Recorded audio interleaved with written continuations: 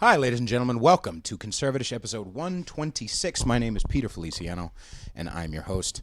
And our guest today is a small dog. No. You do have a nice small dog. She is pretty great. If I pet her while she has the thing in her mouth, is she going to be weird? No, not at all. She's very chill. Okay. You can support this podcast at patreon.com/conservatish. You can... Hi, just going to pet you. Hi. Yeah, she's very friendly. She won't do anything. And you can find me on Instagram at Peter_Feliciano, and make sure you leave a review and subscribe wherever you're listening to this and watching this. This is available on Spotify, iTunes, YouTube, everywhere. And then, go download my album and stream it on Spotify. It's very good, and I'm very humble. And our guest today is we'll come up with your name later on. How's that? How are you? I am good today. How are you doing? I'm very good.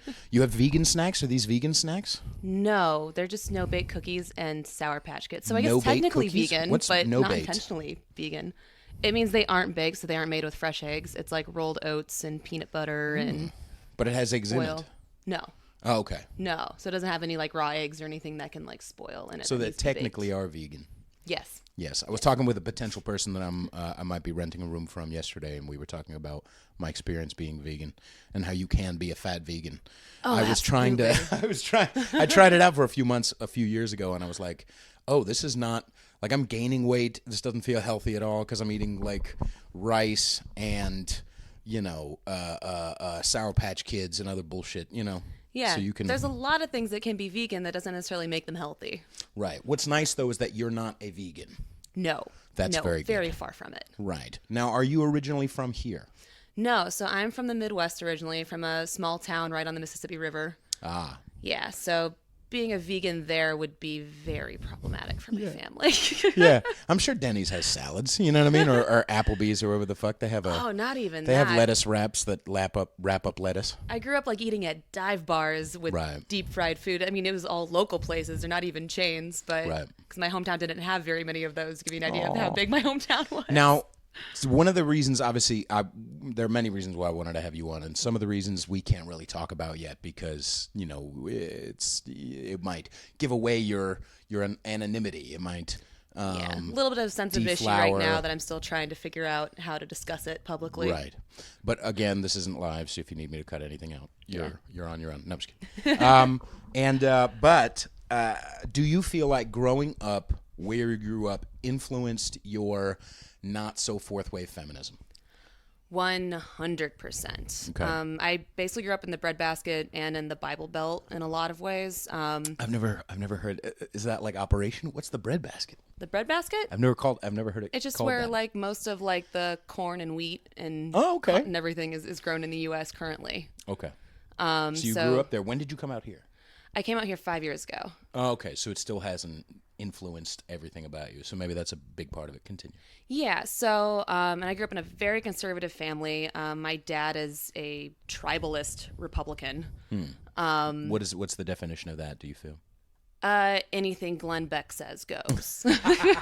He's gotten a little soft over the years, I think. Yeah, He's or even gotten like a little Rush cryy. Limbaugh, like Okay, my all dad right. still denies global warming, which Yeah. like even the Republicans don't deny anymore. They just Yeah. say it's not caused by humans. Sure, right. So like, and he just denies that it's happening at all. Okay, Yeah. good for him. Good for him. Okay, so that's the way you grew up. Yes. And what happened for you when you came out here? So I changed a lot before then. I definitely had like aha moments growing up of like, this isn't quite right. This isn't sitting right with me. Grew up Catholic, wound up like going to like the Teens Encounter Christ experiences, like that were like the weekend retreats. And Sure. I really enjoyed those, like the community feel of it. Right. Were they also a bang fest as No. as a Kimmy? What's his name? Titus from Kimmy Schmidt said. Anyway, continue. Some of them were for other people, but Right, but not for you. Not for You were a me. good Catholic girl. I was a good Catholic girl back in the day. And then what started to not sit with you right about that upbringing or that mindset? So I think one of the first things was, I can't remember who was running for president. It was during one of the election, and I would have been maybe 13 years old. And actually probably younger than that. I probably would have been about 10. And they were talking about abortion on the radio, and it was like a Republican radio station talking about how abortion's wrong, and my dad said something like just completely offhandedly, well, if the Democrats really cared about a woman's right to her own body, then prostitution would be legal. And I think that was my first light bulb. Interesting. Wait a second. All right. I like that line of fucking reasoning. I like that line of reasoning, I think. Are you saying you disagree with that? Or No, I'm saying, okay. I felt that he was right. Prostitution should be legal. Like, that was where the aha moment in my head. Obviously, he meant it as, obviously, neither of these things should be legal. Okay, now I get it. All right. But okay. my take on that was... He was coming from a moral Republican side of things, not so much a libertarian side of things. 100%. Yes. Okay. I grew up Catholic, so no birth control, also no sex education. Like, if you do it before you marry, you're going to die, or you're going to ruin your life because you're going to have a teen pregnancy. Did a lot of your friends have teen pregnancies? I think there were at least, I went to a high school that had 400 kids, and there were 3 people within my high school while I was there that were teen moms. Yeah. Okay. All right. Yeah. Did that divert you from wanting to have sex when you were young? No.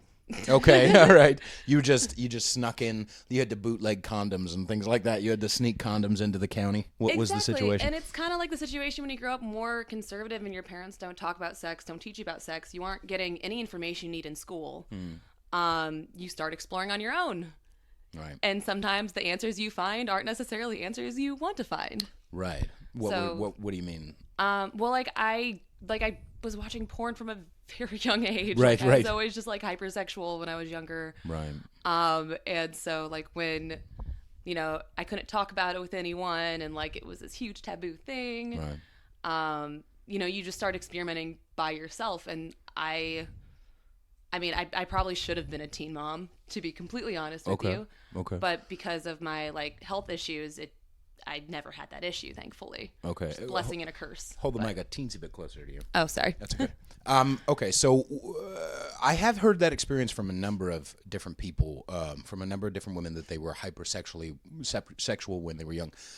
If you're willing to answer this question, were you molested at a young age, or okay? So it wasn't that.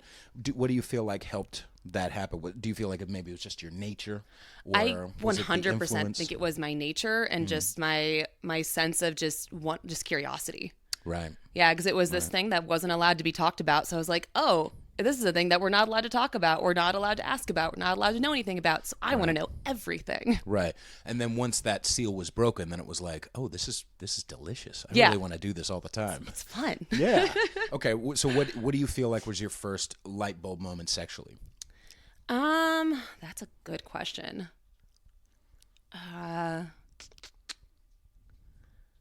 I don't know. The first time like I kissed a boy, I guess I would have been like 13, 14. So it was later on. I didn't lose I lost my virginity 3 years after that. So I lost my virginity at 16. But there was a girl that I went to high school with that like we were very close, and she had already, I think she had lost her virginity at like 12, a very young age. Right. But she had already she was kind of like my guide to a lot of it. Okay. So like I met my first like real boyfriend, and his best friend was dating her. And so she was someone I could kind of talk to about it, and also kind of peer pressured me into doing it in a lot of ways for the first time. Right. Which also the first time that I had sex, we were walked in on by his dad. Oh dear. And then it became a threesome. That's what. Oh, tiny Catholic towns. Yeah. Right. What was the consequence for that? His dad was just like yelling and screaming. I had to leave, obviously. Right. It was a rough situation. He did not tell my parents, though, thankfully. Oh, that's nice of you. Yeah. Okay. Yeah. And so your kind of mental sexual flowering started when you started actually playing with other people. Yeah. Where did porn influence that, or vice versa? So in the beginning, anyway. I started watching porn probably when I was, I don't know, 12, 13. It was probably around the same time I got on like ICQ and AOL and all the chat rooms. That's it, 12, 13? Shit, that's some I know, amateur shit, man. That's what. But then again, I didn't have access to the internet until I was Sure. 11, 12. So Right. that was like when I'm that, older than you. I get it. Yeah. I Yeah, used yeah. to, even when I first started making money, I started right away, I did a little dishwasher job or whatever. I started right away buying magazines and then splurging on, saying fuck rent. I'll just spend $40 on, 3 Gonzo DVDs, you know what I mean? Because it's in a bundle, So I guess there wasn't internet access. So how did you first start watching porn? Did you it was, when we first got a desktop. Oh, okay, that's what it was. Okay. Yeah, when I got access to the internet is when I started like looking more into porn and Right. like really exploring that.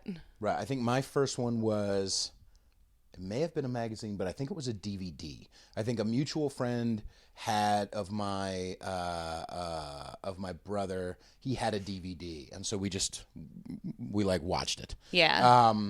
And Is this like a group activity for boys when they're young? Because that's like the way. Sometimes Yeah. I feel a little unsure because my brother has been on the podcast multiple times, and so I don't know about sharing some of the details. But yes, I have heard that this is. Have you heard that experience from other dudes as well? Oh yeah. Yeah. Like we were at my friend's house for a sleepover, and we got a dirty DVD out, and I'm just like. It's so funny because guys are so weird about being like intimate with each other, and, Right. like even in, like yeah. sex I mean, you're not situations, near they're each weird other. You about don't it. fucking roundy round handy. Oh, But it I know was that, but it is like. I think what it is the desperation from a very early age, maybe 10, 11, sometimes later for other guys. But like the desperation of like, I need to come, I need to sex starts. So we're willing to look past inconveniences like being 2 seats away from another dude who may or may not be masturbating. You're Yeah. not sure. Yeah. Because of the need of the drive behind it. Exactly. So you don't find that girls have that. I mean, it sounds like you had that drive. Maybe. Oh yeah, I definitely had the drive. Okay. Yeah, 100% I had the drive. But it was more so like it was just something that wasn't talked about. Right. It had with to other- it with had other to girls. had to stay secret. Yeah, exactly. Do you remember people slut shaming when you were a kid? Oh yeah. Okay, what did that look like? Oh yeah. There was one girl that went to my school, and I remember she hooked up with like one of the popular guys, and he went around and told everyone. Of course, everyone's high-fiving him. Right. And then she like, I just remember rumors were just flying around about all the crazy things that they were saying she did, which I'm sure we were 14. Like she didn't like. She probably got finger banged or Right. something very teenager-ish. Right. And I just remember like kids talking about it, and then like seniors going up to her and propositioning her like in front of other kids, and Right. it was more so just like people were just constantly making fun of her because she had done this one thing when she was at a party, Right. and just like a lot of bullying around that would happen definitely at my school. Okay. Then when people became like teen moms, it was the same exact thing, except it was also coming from the staff and the administration. And it was more so from a line of oh, you're not a good Catholic, you're not, Was it a specifically Catholic school or? Yes. Okay, Yes. that adds things It's for a sure. private Catholic school. Yeah. Did you find any? Were there teachers who were doing some nasty shit as well, or priests? So the only experience I really had as far as that goes, because my Catholic upbringing was actually pretty great. My priest that I grew up with, he's honestly like one of my favorite people. He passed away like 10 years ago now, I think. But he was like one of the most knowledgeable people that I've ever met in my life. I used to like be a server. Right. It's like I would, bring the communion up, like do all that stuff. But before church, you would have like 20 minutes to like kind of sit and talk with him. And his stories, like he had traveled the world. He'd obviously like studied at the Vatican. Like every single penny he made went to philanthropy, which was just incredible. Like he was just a very knowledgeable, very amazing guy. So I had a very, very good experience with him. But there was another church in my hometown where they got this new priest, and I think he was there for like 2 years before this happened. It was a 911 call. Uh-oh. That he had handcuffed himself to a pew in the church and was not able to get himself loose. The rumors are that he was naked. Oh dear. But like, yeah, I mean, you can look up Well, I probably shouldn't say the name of it. But the We'll 911 Google call it is after on we YouTube. stop recording. Yeah. Okay, so did you get any clarification? Was there someone else involved? No, there was no clarification after that, but everyone was kind of like, it finally got here. Like, Okay, there was right. obviously something weird going on there. Right. Now, I think this is a great thing about people who are more traveled. When you are just a garden variety Bay Area-ite or Manhattanite, what happens is you get a very myopic view of the rest of the country. You get a very Absolutely. myopic view of Catholics or Christians or conservatives. And what happens when you grow up, like the fact that you got to grow up around religious people and have mostly a pretty good go of it, it sounds like, Yeah. even at Christian or Catholic school or Catholic camp, that opens your view to a lot of the world, and a lot of, you have an open mind about religion, and that's kind of an important thing, man. Yeah, 100%. My favorite class I ever took in college was it was like Intro to Western Religions. Okay. And the professor... Did you take it over there in the Midwest? Yeah, you took it in the Midwest. The professor was atheist, though. Interesting. And so it was more like, I really loved the way how it kind of like set out like the guidelines of each religion without a bias leaning in any way. But it was Judaism, Islam, and Christianity were the three Western religions. Right. And that really sparked my interest in like even getting into like more Eastern religions and like learning more about it. Because if you look at like all the creation stories throughout, I'd say about 90% of world religions, they have like the same benchmark things that happen. Like the flood is a big one. Okay. Prophet coming, another really big one. Like there's kind of like certain markers through the Old Testament that are like the creation story that have kind of just widespread among all religions. So I find that to be very interesting. And on the other hand, also a lot of them say no penises and butts. That's what it is. Oh yeah. No, a man shall not lie with another man. Unless, penises and butts, that's subjective. You're talking about gay stuff, but I mean, if you ask the right person, Jesus loves anal. So. Really? He probably because you would can't be lose into your it. virginity before marriage, but That's anal true. doesn't count. That's true. Was that a big thing in your hometown? Yes. Really? All right. Now we get into the we get into the meat of it. Yeah. I did not do anal until far later. But Really? You didn't? Okay. Yeah. No, I did not do anal at a young age. I Because was you like, wanted to be a butt virgin as well. Had you tried a finger or a toy or anything? Anally, no. Oh, okay. I was like, that's a one-way street for me until probably, I think I was in it would have been after college when I did anal for the first time. Okay. Now, did you start off with some fingers? Did you start off with Oh no, I was really drunk and it just kind of happened one night. Really? All right. God bless his heart. Or was it a lady? It was a guy. Okay. And did you enjoy it right away, or did you? No. Okay. But you try again. That's good. It was a surprise. Okay. And then I very quickly learned that is not something you should do as a surprise. Right. Shit. I heard Literally. That's kind of like what a Matt Lauer type of situation. He got in trouble for that recently. I would like to dig in more, I guess, to this part too. You're talking about, hi puppy. You know you're the best, right? You know you're the coolest person in the room, right? She absolutely knows it. Was that a boyfriend, or was just a kind of a one-off? So we kind of dated for a while, but it was never anything serious. Okay. He was a guy that I met when I was back in my hometown right after I graduated. So I was bartending and then trying to figure out what my next move was going to be. Right. So it was kind of just like a summer fling with him. Did he explain himself? Did he have a good excuse for it, or was it what was the situation with it? Not really. Okay. It was just kind of like something like we were hooking up, and I'm very submissive anyway. And so it was a lack of communication on my part. Sure. And also like a lack of communication and wanting to like be game. So that it kind of happened. I let it like finish, and then I was like, yeah, I'm probably not going to do that again. Right. That's a tricky line. It's a tricky line because as much as, and Jess the prequel and I were talking about in the last episode, as much as we want to say everything needs to be safe, sane, and consensual. A lot of the communication is subconscious and natural. It's 100%. not on paper.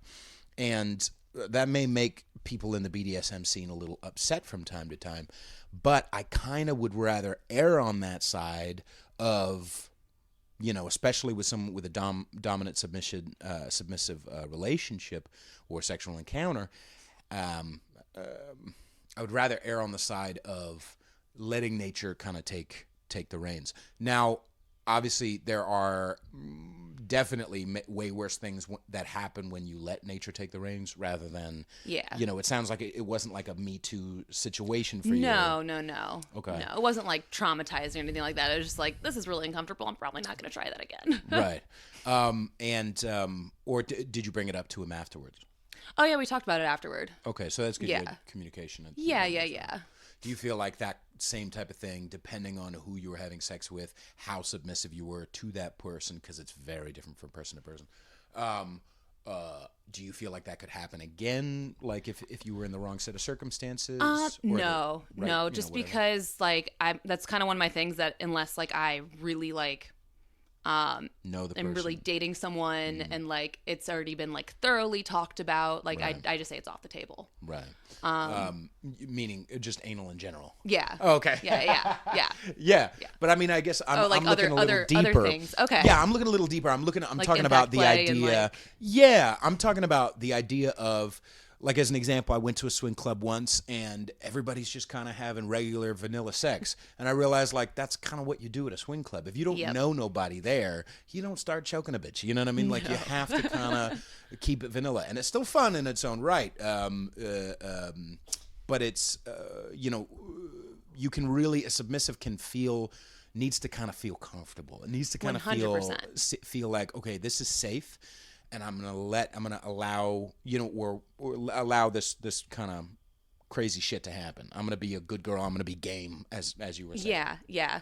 And there's a fine line between that. So as a sub, like one of the biggest lessons I've learned is that I have to be in control.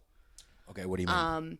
So like, say I like, especially if I'm playing like in public with like, cause I have a group of friends that like I go to play parties with and stuff. Sure. And we play in public. But what happened to me at my first party is I was being flogged by two of my girlfriends and kind of like dropping into subspace. Right. And another woman came up and asked if she could cane me.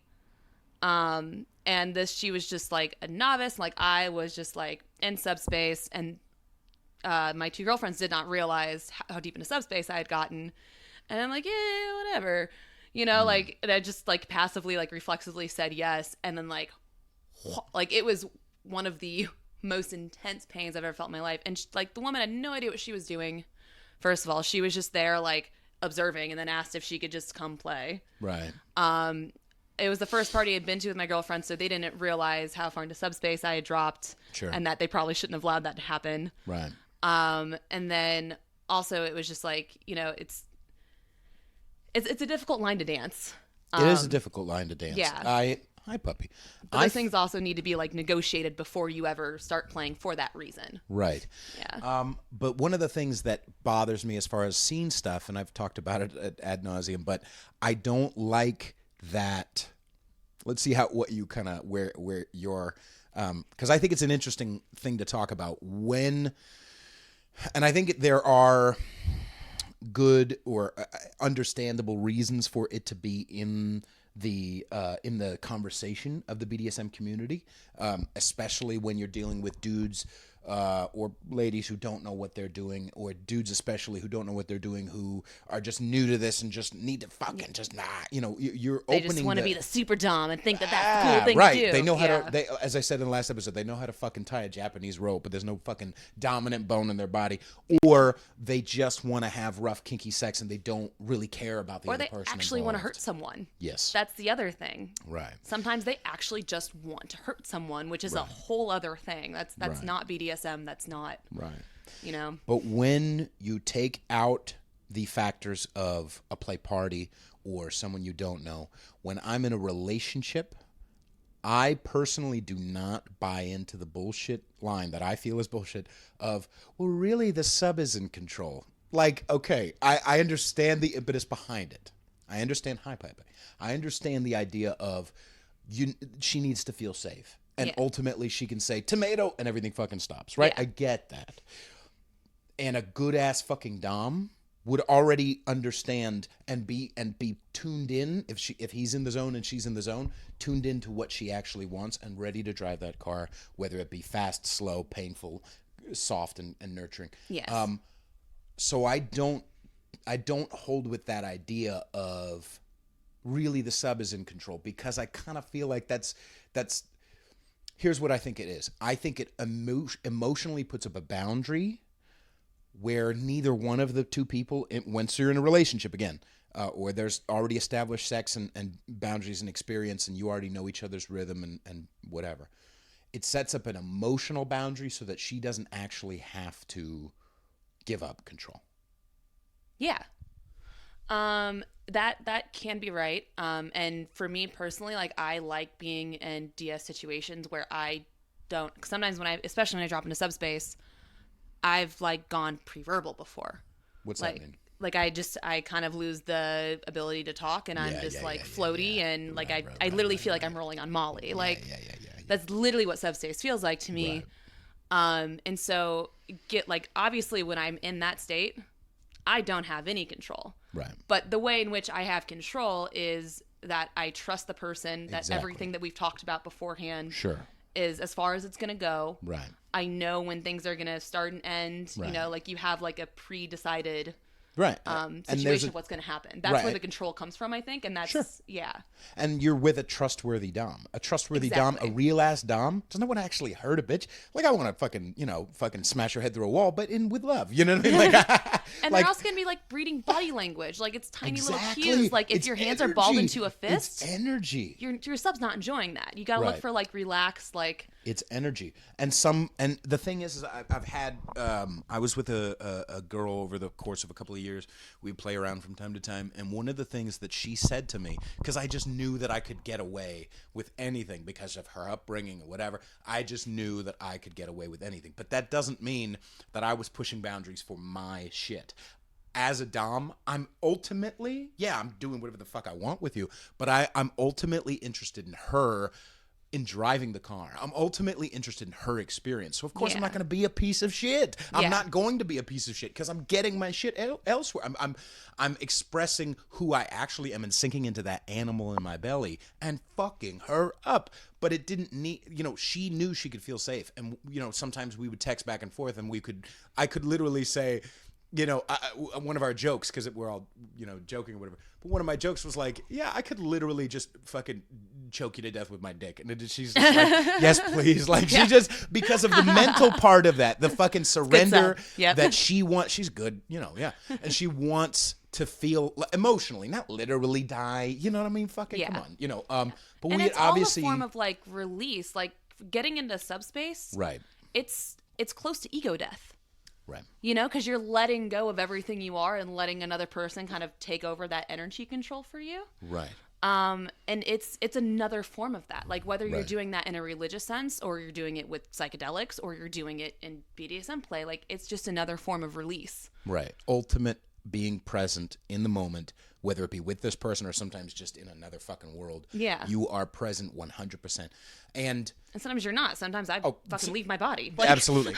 But that's why it bothers me that whole banner of where really the sub is in control keeps women from, or whoever the sub is, keeps them. There's always a little out. There's a back door. There's a back door to fucking surrender. You know what I mean? And I want the whole fucking mind. I want the whole fucking mind. You know what I mean? And I'm a good piece of shit. Like, I know that I'm a good person of shit. I know I'm a good person, and I know. Being the a dom energy, like that doesn't make you a piece of shit, though. That makes you a good dom. I mean, a piece of shit in a good way. You know what I mean? Like, I'm ruthless. Depending on the people. I've been with, and there's different levels to the shit. And I wouldn't treat like a little girl like a fucking pain slut, and vice versa. You know what I mean? I was with a girl one time. We went to what's the Dory Alley? It's like Folsom Street. Have you ever been to Folsom Street in San Francisco? So Dory Alley is the smaller, more boutique, more gay-centric one. Okay. And me and her went there with a couple of friends. And towards the end of the day, we went by this booth, and there was a little. You ever play with evil sticks? I don't know what those are. Motherfucker! They're literally. They are thinner. They are thinner than this microphone cord. They are tiny little metal, almost looks like graphite. And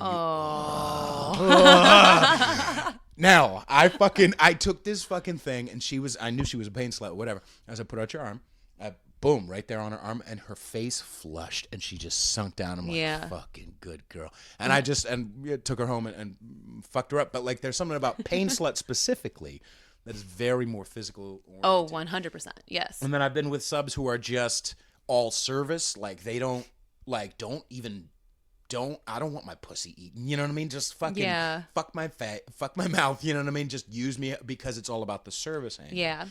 So I know after There's also one or ones two that times, just all want the praise and like want their body to be worshipped, and it's like kind of a different type of sense. I'm sure there are. Yeah. But like in that sense, it's like I know, after a conversation, after multiple conversations, after flirting for a couple of weeks until you can meet up, especially after one or two times you fuck, like you don't have control. You know what I mean? Like, you do ultimately, because I'm not a piece of shit and I'm not going to fucking kill you. You know what I mean? Yeah. But to hold that emotional back door will keep a girl from completely surrendering and having the best time that she fucking can. Oh, 100%. And ultimately, like, that's what it's about. That's what everything's about, is surrendering to an experience.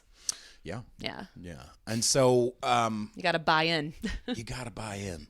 And that's one of those things and I feel like it's honestly it's just a bunch of, I mean, we're all amateurs, not all of us, but like a lot of us are just amateurs in the game when you go to a BDSM party. But 100%. ultimately,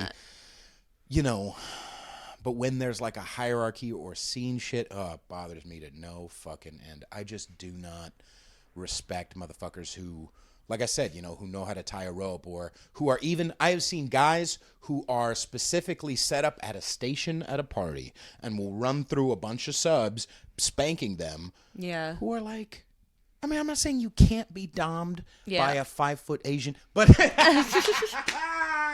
let's be real, kids. I'm not saying you can't be, but you could tell funny story. He was on paper a dom because someone needed to be, and because he wanted to be a part of a relationship so bad. Yeah. He wanted to be needed and wanted by these females that he's willing to sign up and read all the Japanese fucking rope, blah, blah, blah, and doesn't have a bone, the fucking animus to be a dom. Anyway, continue your story. Well, one of the women that doms me is 4'9", and I'm 5'11". Sure, right. I think the last party we went to, I was like over a horse. I have my hands and legs on either side of the horse, and what's the horse again? It's just the wood. It almost looks like what a gymnast would get on top of. Yeah, it almost looks like what a gymnast would vault off of. So I'm like kind of over it. Right. So I have my body on one side, half my body on the other, and she is like kicking the crap out of my ass with her boots and like hitting me with her fist. Ginger. And then sorry, continue. She literally mounts me and sits on me with her like her body facing my butt, and is just like hit like a little baby gorilla, like right pounding on my ass. Right. Now, it sounds like impact is more interesting to you. Do you feel also like what do you prefer? Do you prefer small, sharp? Do you prefer thuds? It depends. And it's also weird too, because if I've like had a hard workout or something and like my glutes are sore and things like that, like I love the thuddiness, but it's also just like a really like intense massage. Right. Ooh. But I really love the horse crop. Okay. That's probably one of my favorite things. Right. And then I've gotten into electro more and more. Okay. Electro is very interesting. Yes. It's crazy to me. Now, for those who don't know, what's electro? So electro, usually people start out with like the violet magic wand, which basically like it shocks you, and it's not like an electric fence shock where it's gonna like blow you back. It just feels like pin pricks and almost like your arm's falling asleep. Apparently our little dog has something to say, licking the microphone. Right. She feels very strongly about electro as well. Yeah? Make your hair stand up? You like Bill Nye the Science Guy? All right, but continue. Yeah, the good thing about the BDSM parties, though, is like when people are really skilled at their craft. They're just giant nerds.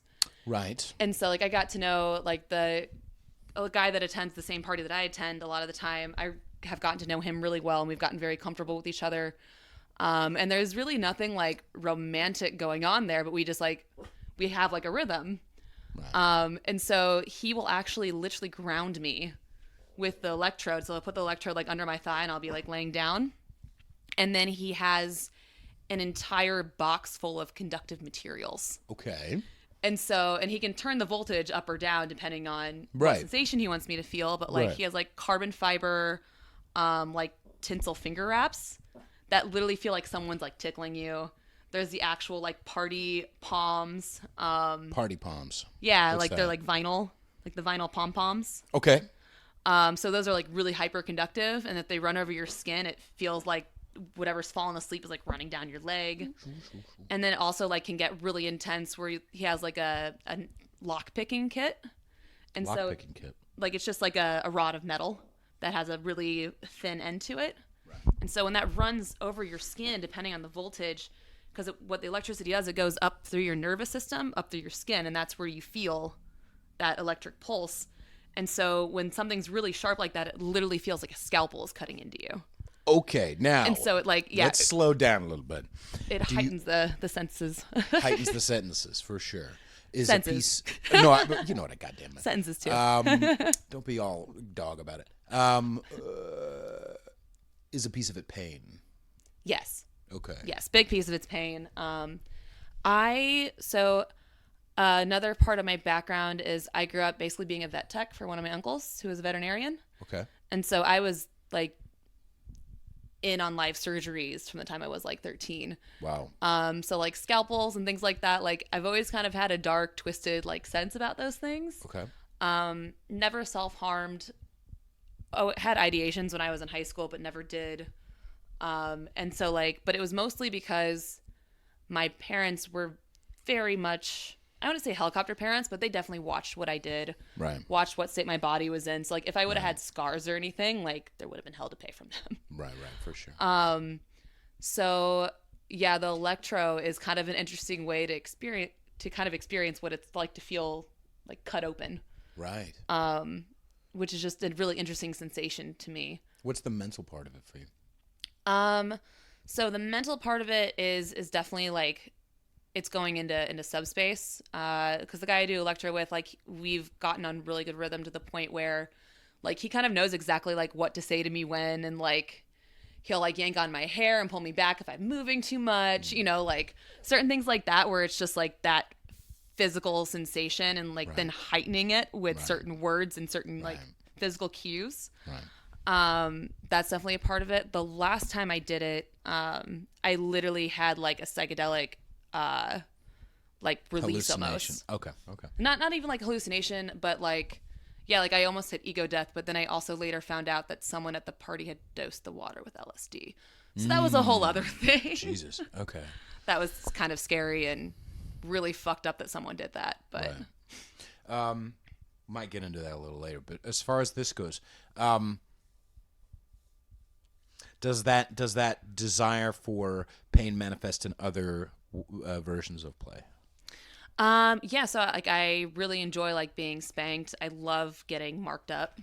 Okay. Does it matter? Does it matter for whom you get marked up or by whom? Meaning, I've been with girls who are like, I like that my man, like if I sit down the next day and I feel his pain still on me, like there's something connectivity wise that's but it sounds like you play with a bunch of different people, not just your primary. So as far as like impact play, I have two girlfriends that pretty much dom me, and they have a competition every time we go to a party together to see who can leave the worst marks. Okay.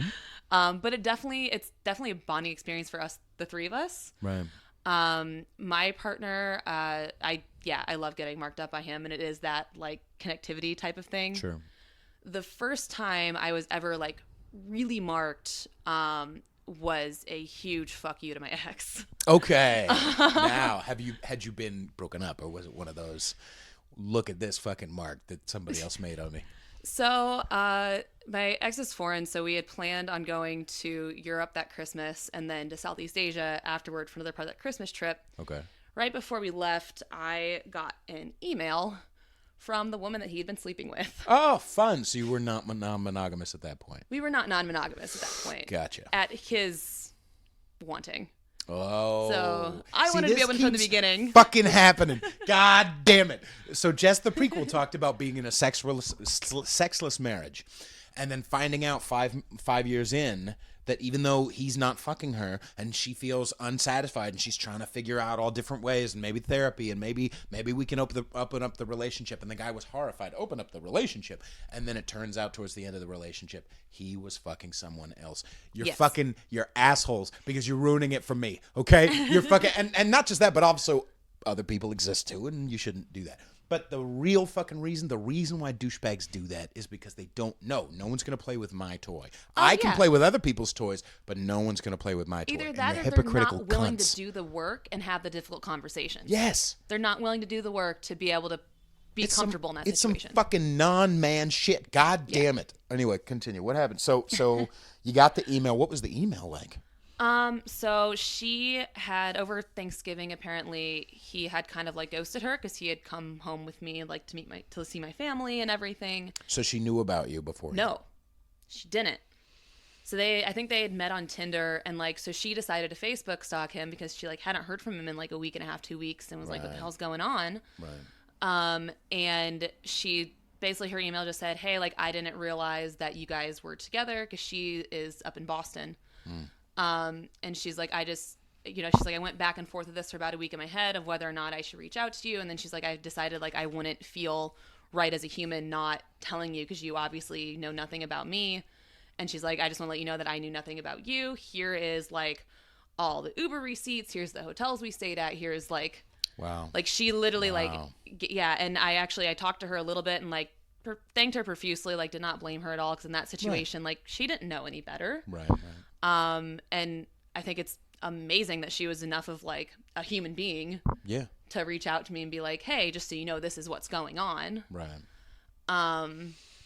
But yeah, so I stayed with him for a year after that because I opened up the relationship. Because I was like, at that point, the fucking chips are on the. Yeah, I was like, ship sailed, buddy. Had you been in non-monogamous relationships beforehand? Yeah, so open relationships, yes. The poly thing didn't come until later, but I also like never really had the language for it. Okay. So I had one relationship when I lived in St. Louis, and the guy is still like one of my very, very close friends. I actually just met his fiance. That they're getting married, and she was like super excited to meet me. Right. We're no longer like sexually involved. Sure. But he's still like one of my best friends, and we've been close for almost 8 years now. It's kind of crazy to think about that. Right. But it started off as like us just hooking up on Tinder, and then like deciding that we're not compatible life partners for each other. Right. But we really like hanging out. Like we're great friends, and that intimacy and friendship was able to be there. Right. And I love that feeling. That's kind of where my intersection of like poly comes from too, is I like having very close, deep, intimate relationships with people. Right. And if it becomes physical, like I like not necessarily having a barrier on that. Right. So, in that relationship with that ex, you were boyfriend and girlfriend. There was a label on it. Okay, so there wasn't it was casual, but that was my first experience to having something more open. No, I mean in the relationship with the guy who cheated. Oh, yes. Okay, yes. So you were labeled boyfriend, girlfriend. We were labeled boyfriend, girlfriend. We were living together. Fun. How soon into the relationship, because I'm assuming you were the one who brought up opening up the relationship. The very beginning. Yeah, so it was long distance. He lived in Europe and I lived in the U.S. When we first met. So we did distance for like 6 months, and about 4 months in, he's like, well, I want to lock this down. Like, I want to be exclusive with you, da-da-da. And I was like, I don't know. Like, you fucking live in Europe and I live here. Like, how the hell is that supposed to work? Right. And so then he's like, well, what if I can make it so we don't go more than like 3 weeks without seeing each other? And I was like, okay, like, we'll see what happens. Right. Basically fell into a monogamous relationship because he did make that happen. Okay. And then And we but moved to New York together. Skype sex does not scratch the itch. No, you it know what I mean? doesn't. It It's not the fucking same. does not. It's not the same. So how was he slinging good enough dick to pull that off? To be honest, even though you don't like him anymore, was No. so? If only the camera what- could have seen my face. So what was the reason why you were willing to? Because I kind of feel like, it's a little fucking crass. It's a little over the top humorous. But like, if you sling good enough dick, a girl would do kind of anything for you sometimes. So what was it then that made you go like, okay, he's making it happen. Fine, let's be monogamous. So the biggest thing is we traveled a fuck ton. So the first year we were together, I think we hit 10 countries. Okay. And You like traveling. I love traveling. Yeah. Okay. Now, was it perfect for you because this is the type of person I can do this with, or he's got money to do it? The type of person I could do it with, definitely. Okay. Yeah. I mean, he did have the finances to be able to do it, but Sure. I was also like paying for a lot of my own stuff too. Okay. So, and he also is like a master planner, like probably one of the most intelligent people I've ever met in my life. Not emotionally, but No, not emotionally at all. Emotionally, he's stuck in a 13-year-old boy's head. So it wasn't the sex. It was the fact that it fit your adventure. lifestyle, the adventure. Did you feel like he was someone you wanted to be with? Yeah, that was the plan, was to get married. Okay. Yeah, get married, start a family. Like we had talked about whether we were going to stay in the U.S. or go to Europe and settle down somewhere else completely different. Right. How old It's a were very you serious at the time? relationship. Huh? How old were you at the time? So we broke up about a year ago from January. So we were together 4 years. Oh, okay. So I would have been 24 when we started dating. Okay. Yeah. Okay, that seems about right. Did you feel pressure, and do you still feel pressure internally, whether it be from your upbringing or society at large, to be the marrying type? Oh, yeah. Yeah. My parents have pretty much given up on that at this point.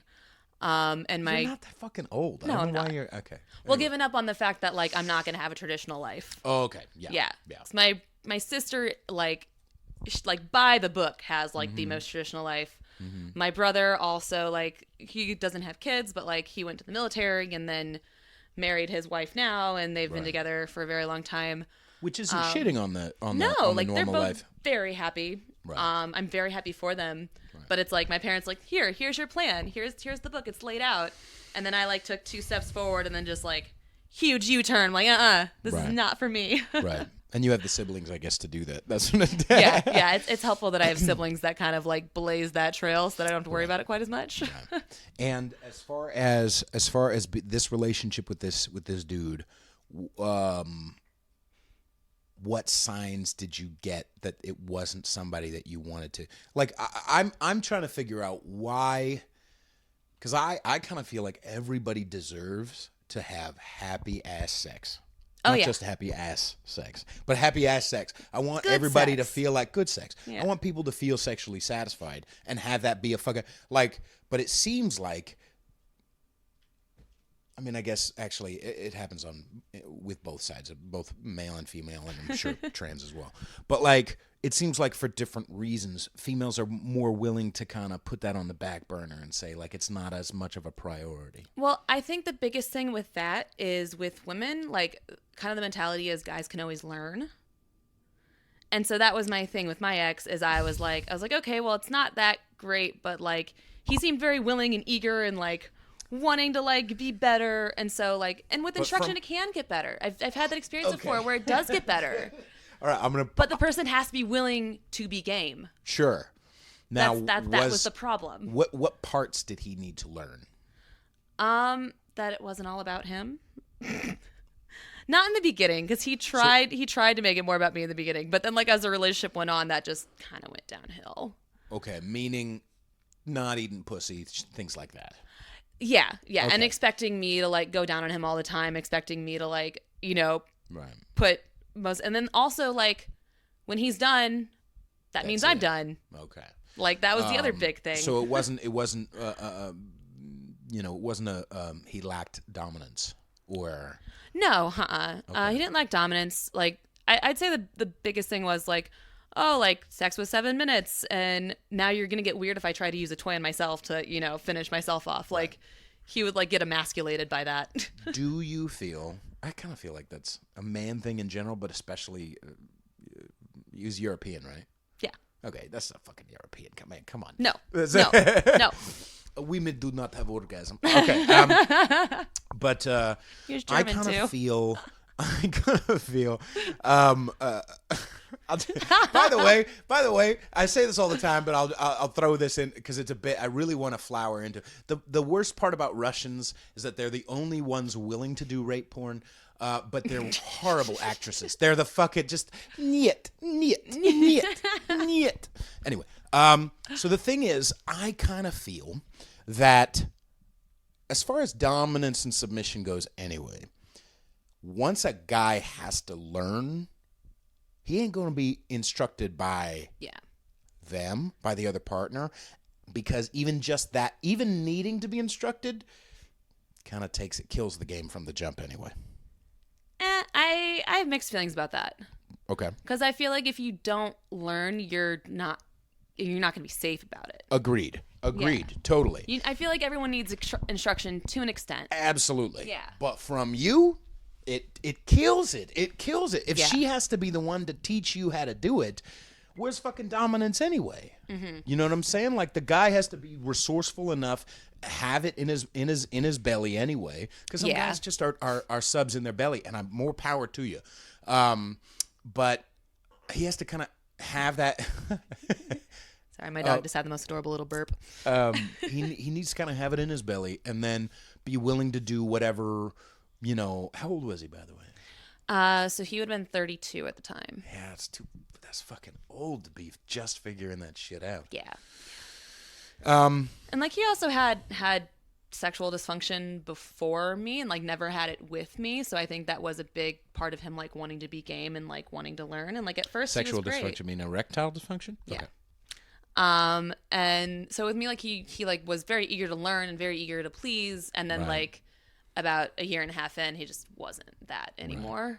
Right. And then also on top of it, like I have endometriosis, which is a chronic illness. Okay. But essentially, like where it comes in with sex is like sex was very painful for me for about a year before I like got diagnosed and had my surgery and everything. So that was a whole thing like leading up to the breakup and the cheating and all of that stuff. If you don't mind elaborating, does that mean that the canal is closed, or does that mean what does that mean? No, so basically endometriosis is when the endometrial lining that sheds in your uterus every month, that basically grows outside of my uterus and can grow all over your abdominal cavity. Wow. Okay. So when it sheds every month, it basically builds up in your body. It kind of becomes a toxin, and it can become like a full blown like autoimmune type of illness. Okay, so they were able to do surgery. Yeah, so I had surgery, got most of it removed. Okay. It's still in my body. I'm always going to have it, but it's being controlled with hormones and other things right now. Okay. So there was pain involved. Yes. And so.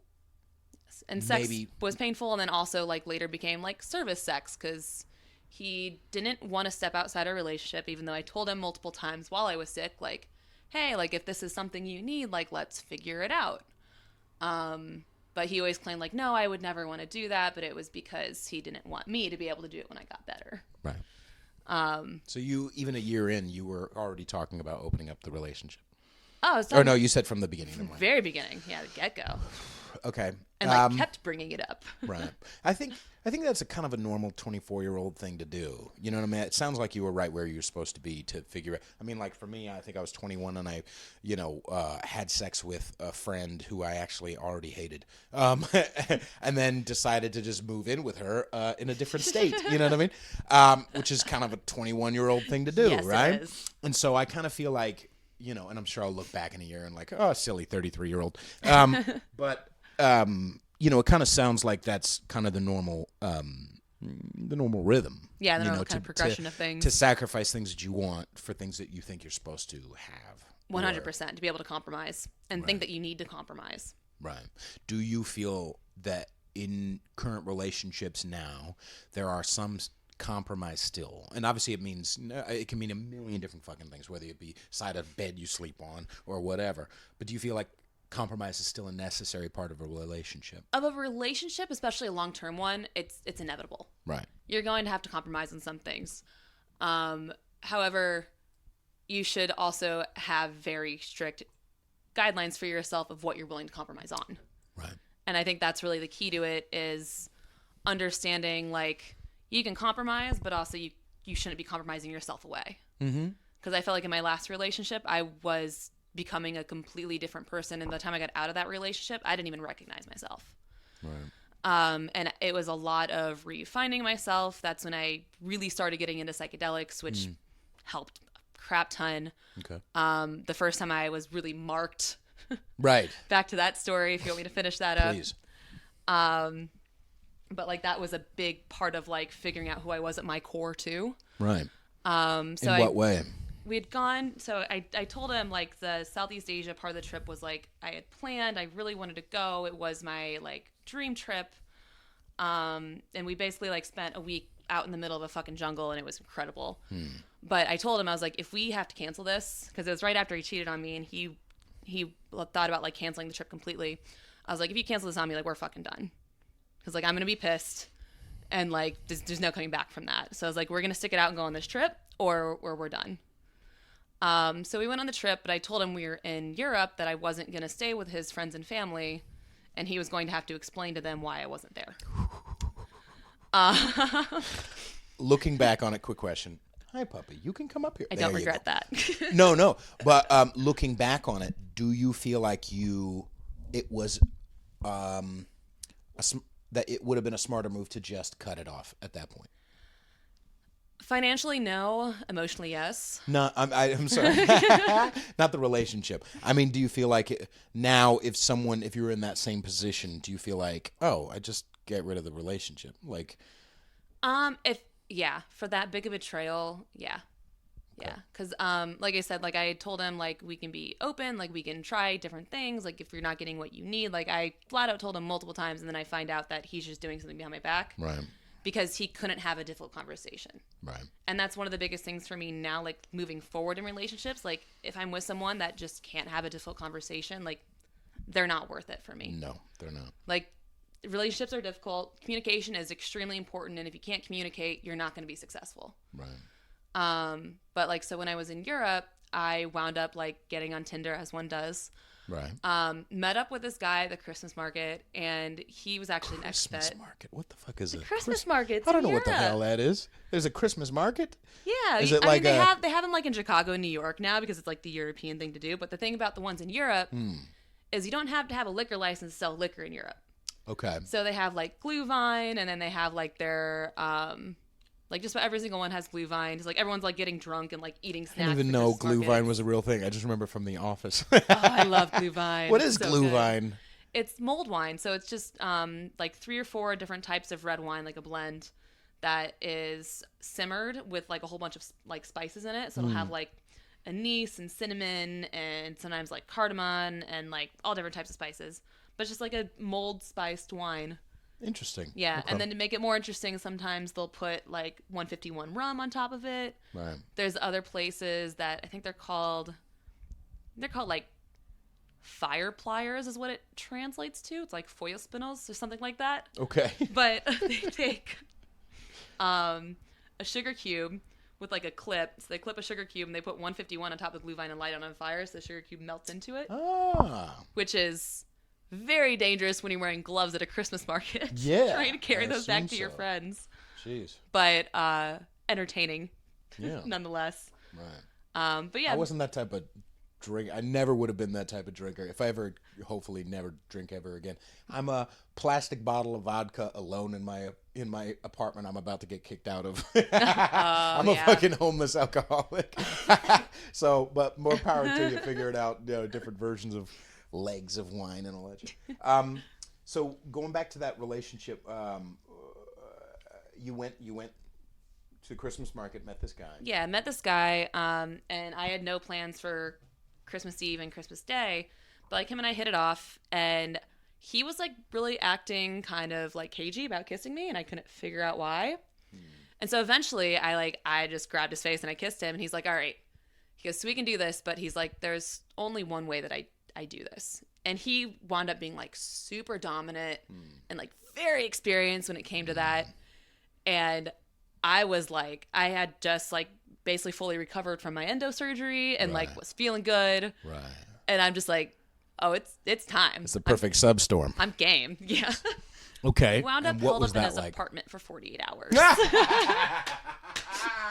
Now, what kind of, for so Christmas. was this type of thing where, because I'm very, you know what, I would absolutely be down in some versions of it, maybe not so much high maintenance, but like to just lock a bitch in a closet who wants to be locked in a closet for a few days. So what did you guys get into that you hadn't gotten into before?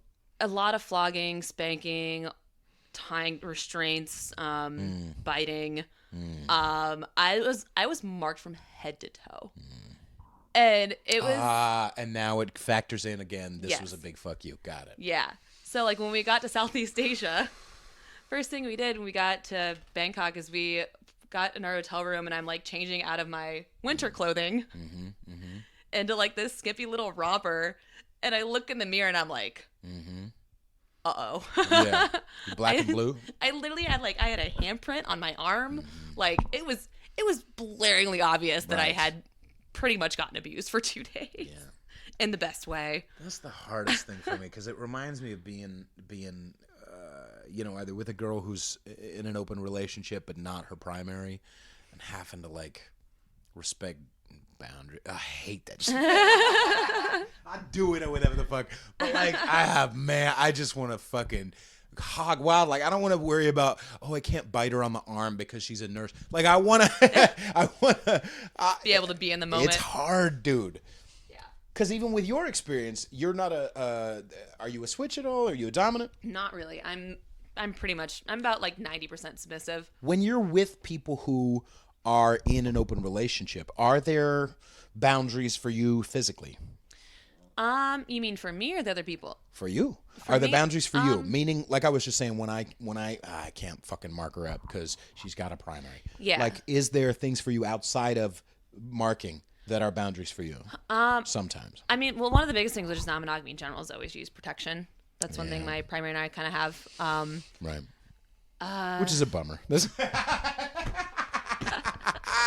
be fucking real. I'm not saying it's a bad idea. Yeah.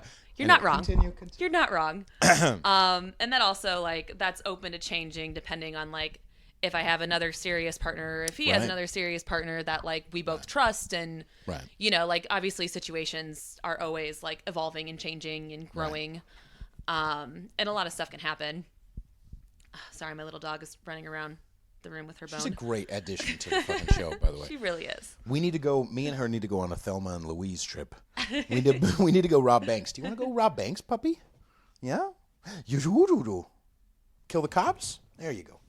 All right, continue with what you're saying. But yeah, I mean, as far as boundaries go and marking or things like that, it's anything really kind of up to our own digression. It's more so we want to prepare each other and have conversations about it beforehand if something does happen like that.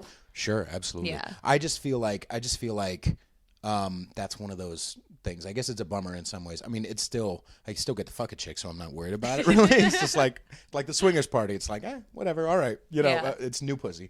And it's fun. But with not marking up somebody who's in another relationship, it's just I've got a little bit of a mask on. My Silence of the Lambs mask is I can't. Okay. It's fine. She's trying to respect the other person and respect their relationship. Yeah, whatever. Yeah. I do. I'm just saying. I know. It's just not always the most fun thing. No. So how did you get out of that relationship?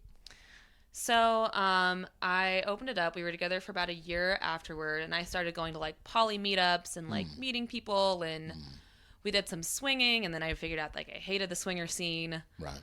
And then Mostly it's just old people. That and or slightly ugly. Women, in my experience, are just not as widely respected.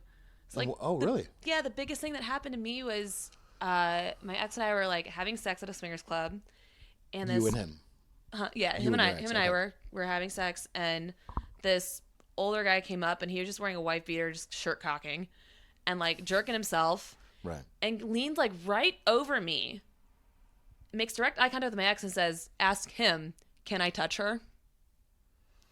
And I was like, are you fucking kidding me? Like, he looked directly at me and then asked my ex if he can touch me without knowing us, knowing who we are. And it's like, how do you even know that this guy is like involved with me to the point where he could give you permission? Right. Okay. I thought that was actually, now that I'm thinking about it, I thought that was part of the culture. Not a disrespect angle. Yeah, but that's what I'm saying. Like, if that is a part of the culture, like, not your bag. No. What do you feel like would be a preferred way to do that? Ask me personally. Okay. Don't ask the person who's fucking me. Even if he does say yes, how do you know that I'm going to be okay with it? Right. So it wasn't like a DS situation. Like, it was completely vanilla. And like, right. So if you ask you, then you just assume that he's okay with it. Yeah. I don't know. Because like some dudes. It's my decision. It's not his decision. It absolutely is. But some guys would be more annoying to say yes to. You know what I mean? Even if you're okay with it. Some guys are like, okay, yeah, I could tell this guy's a bit of a fucking, douchebag, or I could tell he's a bit of a possessive or being a creep or whatever. But whatever. I guess that's kind of that's something you find out in the when you're in the game. When you're already in the rhythm of it.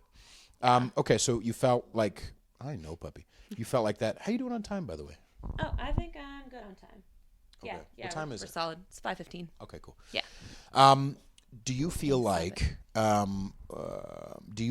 that is or I'm sorry, let me go back to what the fuck I was saying. You went to the sex party or swingers party, you didn't feel like that was a good fit. Yeah. Well, then what happened? So we did that, and then like I started going to poly meetups, and I tried to bring him, and then he's like, well, I don't want to have actual relationships with that. I don't understand why we just can't like go and hook up with people randomly and just leave it at that.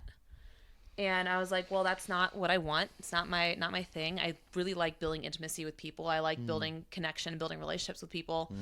And like the whole swingers thing of just like fucking random people, that freaks me out because I have a compromised immune system to begin with. Right. And B, like, it's not my thing. Like, I just don't want to go randomly fuck people. Like, right.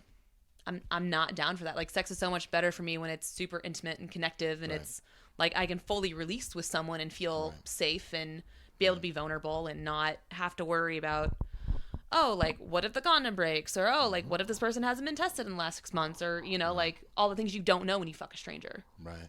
Yeah, honestly, Jess and I were talking about it the last episode as well, but, like, I kind of feel like when I look back, I've had maybe less than 10, like, one night only. Most of the time, like, I'll see a chick for at least a couple of weeks because I like, or I'll fuck a friend or something like that, or like, I've got a good number, but I don't know why my masculinity all of a sudden was like, tell everybody that you had a lot of sex. Shut the fuck up, Pete. I like, my preferred thing is to see somebody regularly and to have a connection with them.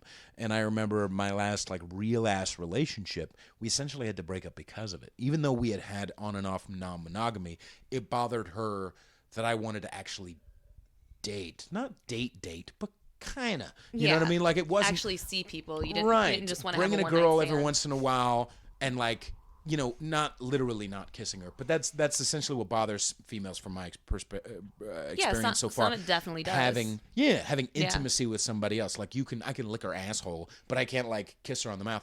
You can't make out with her, I want to treat sit and this watch person, a movie and like. Right, I want to do what to her that I do with you, but go home with you. Let's fucking watch, Kimmy Schmidt with you. Like, let's, we love each other and go on traveling, bullshit, whatever.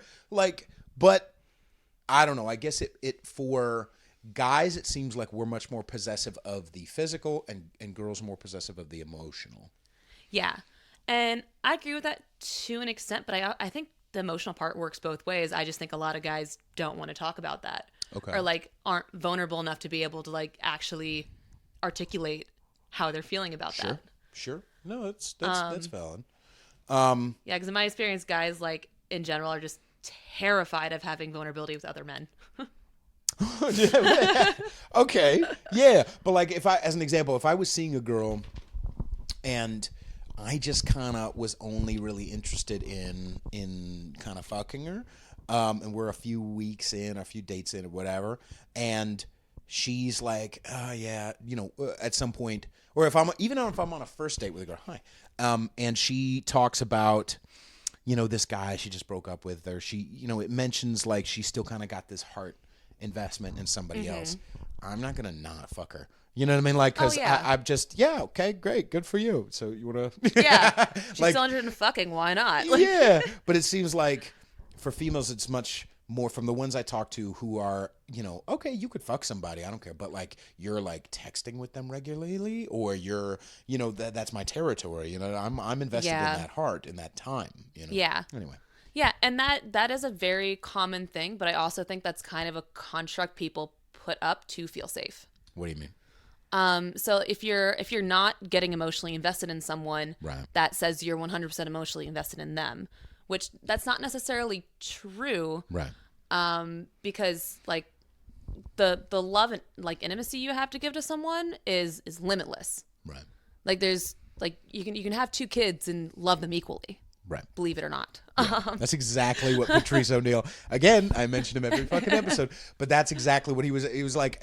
He was trying to talk and convince his girl, he could have done it, and I think he did, but like where, our relationship needs to have a girlfriend. And he was essentially saying like, you love your parents equally. Like, it's not like, you know what I mean? It's not, okay, so I have to buy 2 pairs of panties for you and 1 pair of panties for her, whatever. Like, it's not, Yeah.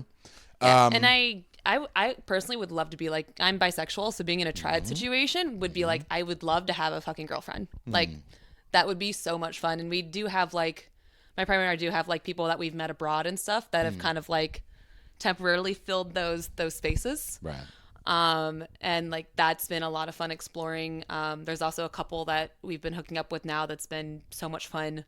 But yeah, like involving other people in that intimacy and also doing it together for me is actually way more fulfilling. Solidified your relationship. Yeah, it's very solidifying. And also like, it's really, really cool to know that your relationship is strong enough to the point where other people see stability in it.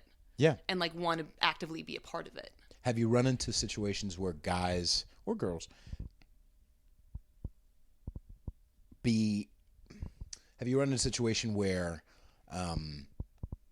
you can tell like a guy is being a fucking creep, even though he's there and like there is the possibility that, we all gel well together, that the possessiveness, the alpha male all of a sudden comes into like, I'm going to steal your girl type of thing? So we haven't really had that situation yet. We've talked about that situation, and basically like that's our ultimate veto is like as soon as someone starts getting competitive unnecessarily or aggressive or tries to be manipulative, like that's a hard out. Right. And that's something like that's personal to our relationship. I know in other poly relationships, like people don't want to know about other people, and people like don't want to, there's a lot of like limits and boundaries that people have for themselves. Right. For me personally, I like to know everything, and I like to be as involved as I can. Okay. Do you feel like part of that is your curiosity, or do you feel like, or maybe what percentage is curiosity and what percentage is loving him, and what percentage is I just want to make sure this bitch knows that I'm number one? I'd say the farthest one on the rung is the last one. Okay. My biggest thing is I love knowing that my partner is taken care of. Okay. I love knowing that he's happy and that person is treating him well. Okay. I also like the fact of like just understanding that our relationship is respected. Mm-hmm. Which is a need. It's not possessiveness. It's not possessiveness. Like, I want to know that I'm being respected, that this person, obviously, like, I trust them enough not to be manipulative and not to be an asshole. And then the last thing is, like, if I'm feeling feelings of, like, jealousy or, because those, I mean, no matter how long you've been doing this for, like, it comes up. Yes, it's a fucking human emotion. If I'm feeling, like, feelings of jealousy or possessiveness or, like, I'm feeling weird about something, it's a lot easier for me to deal with it if I know the person and I respect that person and I understand like what he sees in that person and I see that in that person. Valid. It makes it so much easier. It's kind of like, the monster behind the door. It's so much bigger than once they come in the room. Exactly. And I'd rather know the monster behind the door than have myself like project all these things onto this person that I've never even really met before. Right.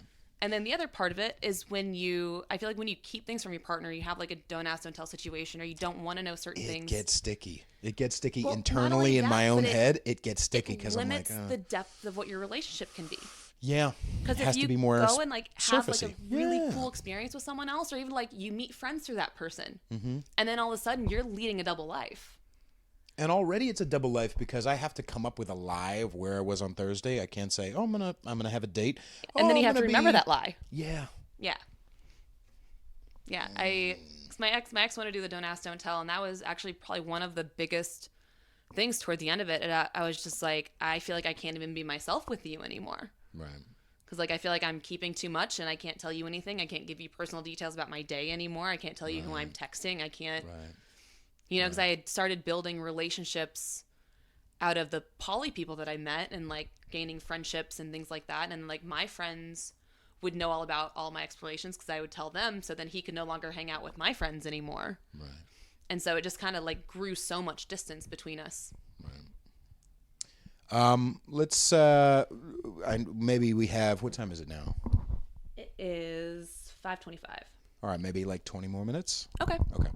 So I'd like to broach a subject. Do you feel that you finished the topic of that relationship that wasn't a good thing? Okay. Would you like to talk about how small his dick is? No, I'm just kidding. I can. And then I'll send it to him. You don't have a good relationship with him anymore? No, I haven't seen him since we broke up. I actually might be seeing him tonight, though. Wow. I reached out to him, and I'm like angry at him for completely other reasons now. Right. Because I reached out to him over Christmas, and I was like, hey, like I would love to kind of squash things, like revisit things, find some closure, and at least have some semblance of like a relationship with you. Not necessarily like, obviously don't want to talk to him every single day, but like just be able to be like, hey, how's your family doing? Because I fucking loved his parents, and I really wish I had gotten to keep his parents in the breakup. Right. Do you feel like that was unhealthy, not unhealthy, but maybe wide-eyed expectations on your part to think he would be more emotionally mature enough to connect with somebody? Still having a relationship after we broke up. But I was at a point where like I needed him out of my life, and he was trying to be very controlling and trying like, even though you had broken up. Yes. Yeah. And so like, yeah, I might be seeing him later tonight though, because one of our mutual friends is in town and invited me out to dinner and said that like a whole bunch of people from New York are going to be there that he knows, and so I'm assuming he's at least been invited. So we'll see how that goes. Okay, so he still lives around here. Yeah. Okay. Yeah. Okay. But what was the topic you would like to broach? Well, I would like to broach. Well, remember that thing we were talking about, possibly not talking about, but talking about in different ways. Yes. I'm interested in talking about different aspects of that because I think let's just start vaguely. You have known people who work in the sex industry. Yes. Okay. So I work. I'm not comfortable saying like what I do adjacently to the sex worker industry, but yes, I work adjacently to the sex worker industry. Okay. And it sounds like your dad, although he was saying it mockingly, that opened that door up. When did you feel like you were like, oh yeah, that's legit. I think prostitutes should be kind of legalized. I mean, that was the first light bulb, obviously, when I had that conversation with my dad. Right. Or not when I had the conversation. It wasn't a conversation. It was more like he said ranting. It, and I was right. You're watching Bill Maher, and he was getting mad. Okay, continue. Exactly. But yeah, so it's really interesting. I sugared when I lived in the Midwest still, right out of college. What's sugaring again? So I had a sugar daddy. And it happened organically. I didn't like find him on like Seeking Arrangements or anything like that. I think What's Staking Arrangements? Seeking Arrangements? SeekingArrangements.com. .gov. No, okay. Maybe they'll sponsor you after this episode. Yeah, God damn it. Someone needs to. Sick of buying all the snacks myself. Okay, so Seeking Arrangements, I guess, is where you find sugar daddies, etc. Yeah, typically that's where people find them. Does that include FinDoms and FinSubs, or is it really only But usually, it can. Seeking Arrangement is typically only for sugaring, though. So like basically, like you meet someone, you get an allowance or like a pay per meet situation.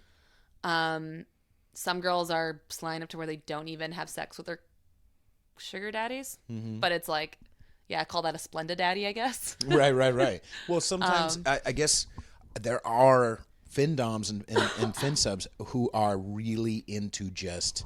I had a They just stripper who was want to be humiliated and want their money taken. That's it.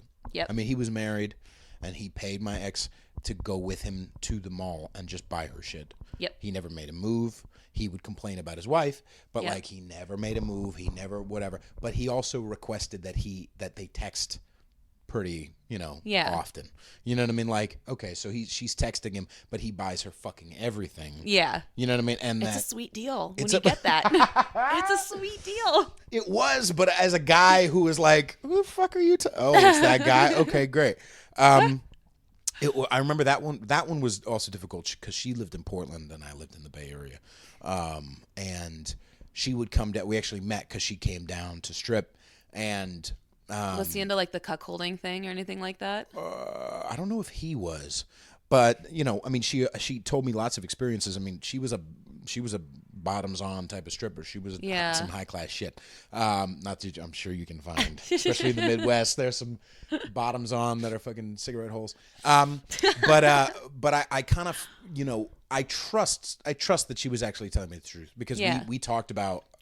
At some point, there's no reason not to if you're open Right. about I mean, things she anyway. told me one time towards the end of our relationship, she was like, I finally did like have sex with another guy and like, I don't feel right. You know what I mean? She felt, so it was like, I told her all the time, like, go have fun with something.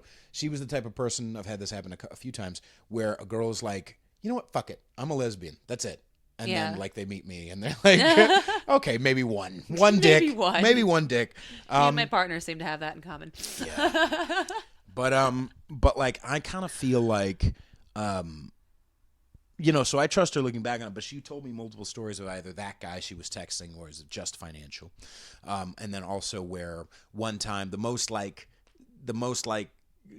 getting paid for sex thing that she had ever done was her and one of her other stripper colleagues went to she had a regular who was just like, will you please beat me up, and he paid the two girls to just take him out in the back of the alley and beat the shit out of him. And that's all they did, just kick him in the head, blah blah blah, and he was totally a happy thing. and shit. Yeah. That is fucking insane. That's Well, anyway. you heard about the carpet guy in Manhattan, right? Carpet guy in Manhattan. Carpet guy, Please yeah. elaborate. He goes to like a lot of the BDSM parties and stuff, but he literally wraps himself in a rug and wants to be stepped on.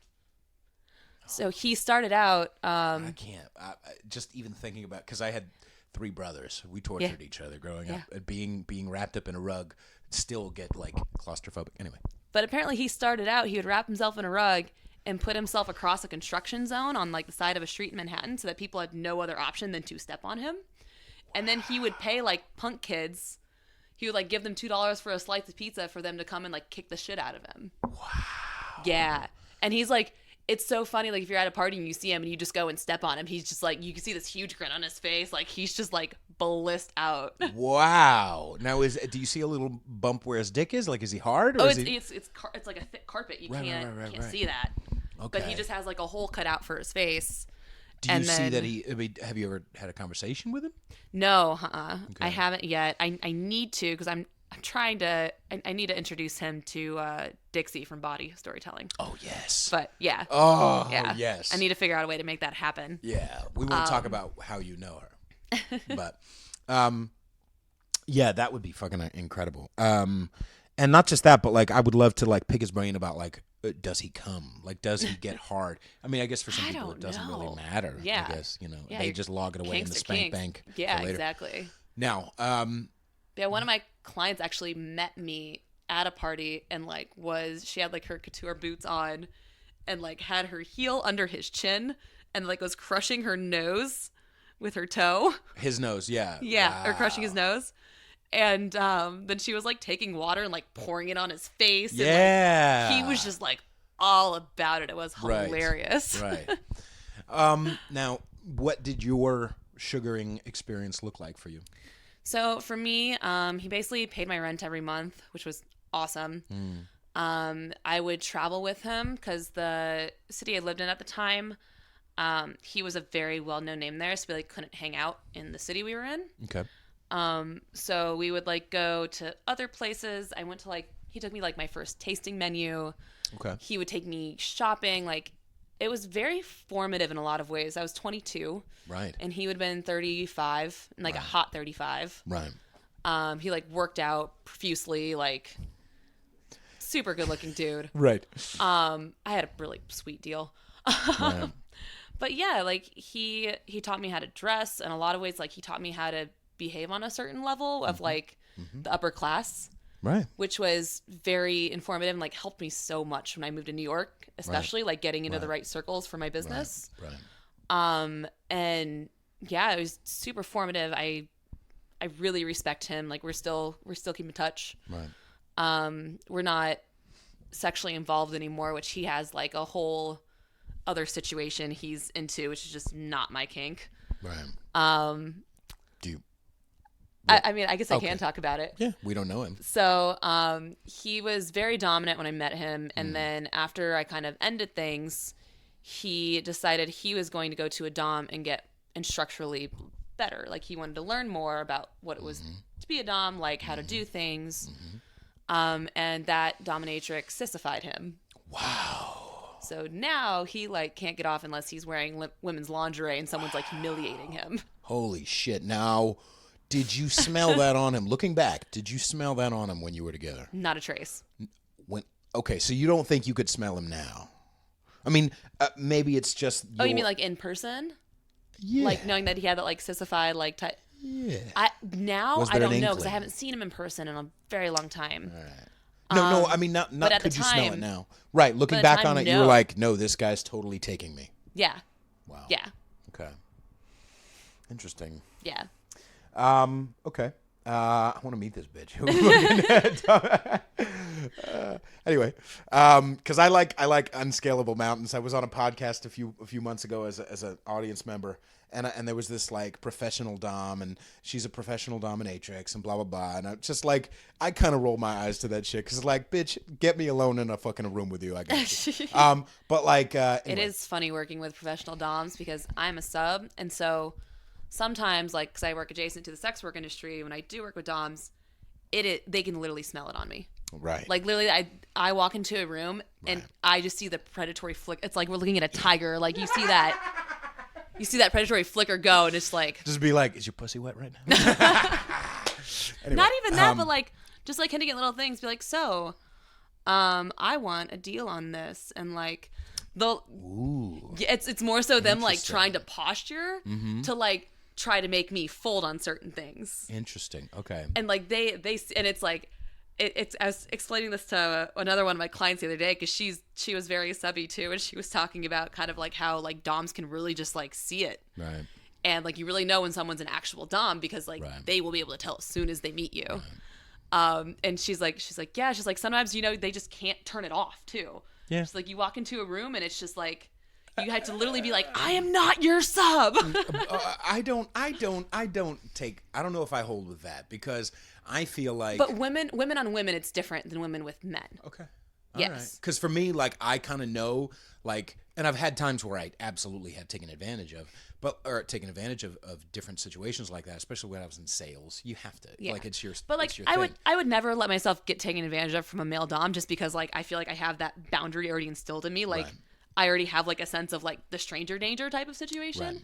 But like a woman on woman, I feel like there's more of a even playing field. Right. And so when you get hit with something like that and you're not expecting it, right? Yeah, I mean, it's that's like, I go above and beyond because I'm also not just a ruthless dom. I'm also 6'1". You know, I'm a big fucking boy. So it's like I'm already acutely aware of the fact that I don't see it in myself sometimes. But like the older I get, the more I've heard over and over of like, yeah, I was intimidated by it. I was like, really? Oh, okay. I kind of feel good. But then I also have to realize, if I'm walking down a fucking dark alley in the middle of the night and there's like this, little, bird walking towards me, some fucking 21-year-old in a short skirt, like I intentionally go like, I'm not even going to try to catch eyes with you. I'm going to smoke my cigarette and be on my phone because you bitch feel safe. You know what I mean? Because I know how we can be, and I know, anyway, where the appropriate place is to turn on that animal. Yeah. Now, when in that relationship that you were in that was sugaring, did you feel internal shame? Did you feel guilt? There was a lot of programming around it where like, yeah, I felt really weird about it. Looking back on it, I don't at all anymore. I have no shame about it. It was a very formative relationship. I learned so much, and I really respect that person too. Yeah. And I think that has a lot to do with it, and the fact that like he never crossed a boundary. He never, he never treated it as a transactional relationship. And it sounds like you probably, if things were different, you probably would have started fucking him anyway. Like you would have. Oh, yeah. Yeah. He was a very good looking dude. Okay. And I met him on FetLife was how we initially connected. And then, it just kind of built from there, and I started meeting up with him, and it wound up just being a lot of fun. I went on like 4 or 5 trips with him, and we had a great time together, but it burnt out because of my relationship that we previously talked about that ended, the 4-year one. So I sugared with him for like 2 years. Okay. And when you broke it off, it wasn't a thing. Yeah, it wasn't like broke he it was off like, when no, this I went is monogamous. mine, you're mine. Yeah, Right. yeah, Okay. yeah. Good. I mean, he had a whole other primary relationship. Okay. And that was a part of like his kind of oppressed feelings. Was he was kind of stuck in his situation. Oh, okay. So was the other person, did she know about it? She knew that he was seeing someone else. She did not want to know anything details. about me. Okay. Yeah. Have you ever been the other woman intentionally? No. Okay. No. And that was actually one of my like initial things with him. And I was like, she at least has to know that I'm a part of the picture. So I was like, I don't want to get any angry phone calls from your significant other about what we're like. I never want to have to deal with that. Right. Yeah. I have.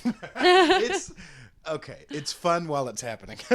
Yes. But there was one time where I got we didn't even fuck, but like I hit on this girl, and she was like, she had come over to rehearse to my place, and after she and I had flirted, and I had checked with somebody else, I'm like, hey, this is flirting, right? She's like, oh yeah, you guys are gonna fuck. I'm like, cool.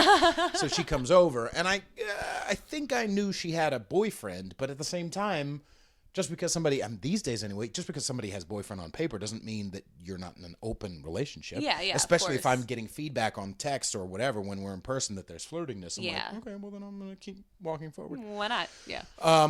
And then she came over to my place after we had been flirting and me talking about grabbing her ass and all the whatever.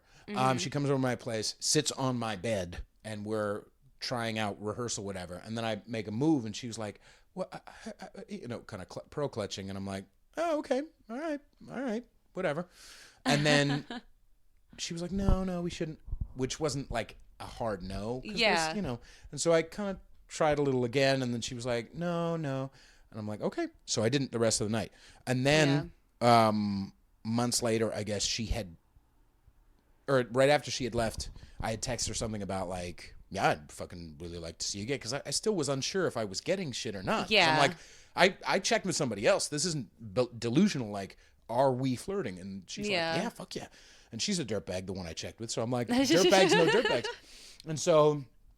and she was, that's when the girl I'd hit on, that's when she got all of a sudden, no, this is never going to happen. I'm like, okay, fine, whatever. Yeah.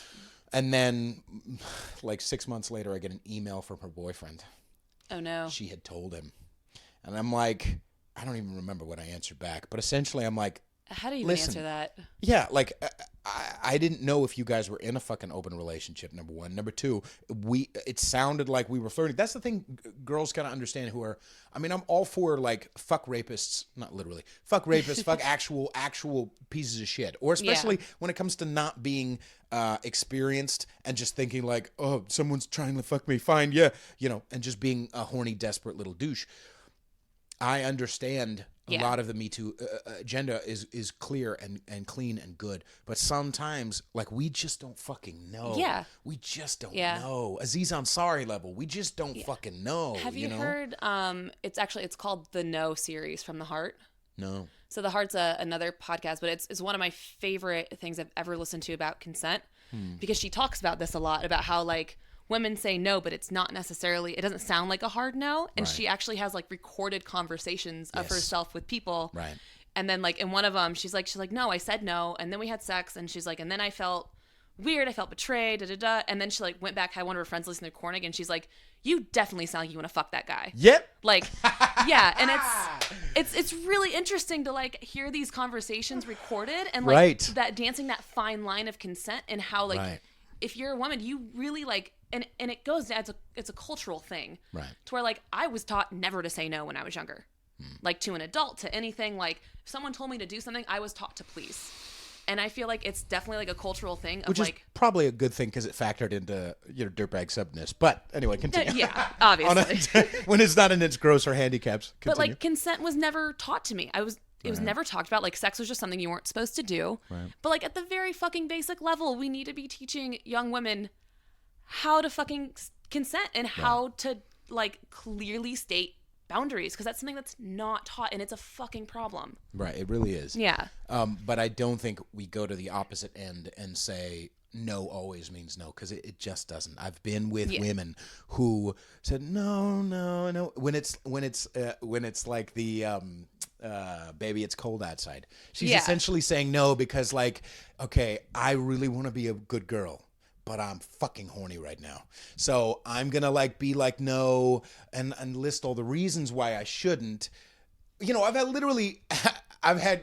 kissed a girl the first time and her tell me, you're trouble. Like, what the fuck does that mean? I get what that means, but what the fuck is that supposed to mean? If I'm trouble to you, then that means if I was on paper a good guy, I'm going to leave you alone. Because otherwise you're going to get sprung and you're going to do things you quote unquote on paper don't want to do because you want to be a fucking good girl. Right? Yeah. Don't like, you understand what I'm saying? Like it is a weird line, and it could ruin it when you just like, let's check my contract and look at your contract. It's just, it breaks down the fun. It breaks down the fucking vagaries and the line between, are we going to do this? Are we not going to do this? Oh my God, we're going to do this. That's another cultural thing that really bothers me though, is I feel like guys should always err on the side of consent, especially in today's political climate. In what way? Just like asking like, is it okay if I kiss you? But then you have women, this is what pisses me off, is you have women that are like, oh, it turns me off so much when a guy asks for my consent. And I'm just like, but you can't have it both ways. Like, yes, I agree with the last part. Yeah. Because here's the thing. I love it when guys ask for permission because it's an automatic comfort thing for me. Right. But it also can be an automatic power. Yeah. And I feel like that may not be as fulfilling. Now, I ideally, I get what you mean because, hey, let's not rape people. But fulfillment is also a lot of, it's kind of important sexually. And I kind of feel like if the guy leans in for a kiss and gets rejected, okay, cool. And as a mature guy who has done enough of that, like I can take it as it is. You know what I mean? Yeah. Or no, this isn't a date. Or, oh, this is, no, I can kind of gauge it pretty well as in like, no, not on the first one. Or, whatever. Because no means a million different fucking things to you. And so I like that we are exposing genuine monsters. That's extremely fucking important. Oh, 100%. And educating dudes should come from fucking dudes, not from. That's the only way. Now that requires that we grow up emotionally. The other side of it is that we weaponize that, which has also happened, which is also really fucking dangerous. What do you mean? Like when the Me Too movement. Like I've been sexually assaulted myself, so like when the Me Too movement happened, it was it was very triggering for me, first of all, and secondly, like it was very like. I loved it. I loved that it was happening. I love these things are being exposed. But then you have things that happen. Like I think there was an article a couple weeks ago that I read that was talking about how some orchestra teacher in a university behaved weirdly. Like that was essentially like the gist of the headline, but it was like trying to be reactionist toward the Me Too, and the guy got like fired over it. Right. When there was really no evidence that anything had happened. Like it was just kind of weird because the university didn't want that flag, and it's like, okay, you're also kind of weaponizing this just because you think something might be weird or something might be off with this person, but they haven't done anything yet, and you're like weaponizing these things against them. And that's when it becomes a problem. But I feel like all the way down at the base of that, there is a piece of that, depending on the person, where, again, the game is power, not safety. Yeah. And so just like, black girls from college who all of a sudden are surrounded by a bunch of white people who are like, I'm so sorry, black person, I kowtow to you. Yeah. And all of a sudden they're like, ooh, shit, power is delicious. Of course, ultimate power fucking corrupts, right? Yeah. And if they can't handle that power or aren't trained how to handle that power, just like dudes on the other spectrum, on the other end, who are just like, complete pieces of shit. All right, I'll pet you. And you also have your allies. Right. Fucking disgusting. So many women I've talked to are absolutely turned off. So the idea bothers me so much. But do you feel like that kind of factors into the thing you were bothered by women about? No, because like I like I said, I love it when people ask for consent because it's an automatic comfort for me, especially having been sexually assaulted. Understanding that and also being submissive too, and wanting to be game, it also gives me an opportunity for an out.